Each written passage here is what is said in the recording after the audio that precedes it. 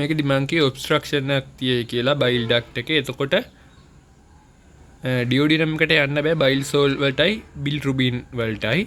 ඒක රිගගේට් වෙනවා. ඒ කියන්නේ ඒක බ්ලඩ් ස්ට්‍රීම් එකට යනවා. ඒකට තමයි රිගගේට් වෙනවා කියන්නේ. ඒ කියන්නේ රිපල් වෙනවා වගේ.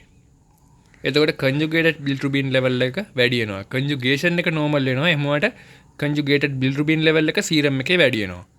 unconjugated bilirubin වල ප්‍රමාණය සාමාන්‍යයි. මොකෝ hemolysis වගේ scene එකක් වෙන්නේ නැහනේ. conjugated bilirubin තමයි elevated වෙන්නේ.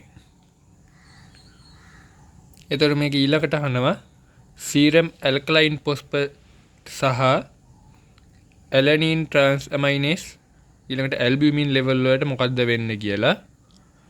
albumin level එක normal වෙනවා. මොකද liver function එකේ අවුලක් නැහැනේ. liver එක normal. මේක hemolysis එකක් වෙන්නේ නැහැ. ඒ හින්දා unconjugated bilirubin normal. liver එකට අවුලක් නැතුව bilirubin transport වෙනවා albumin වලට බැඳිලා unconjugated bilirubin.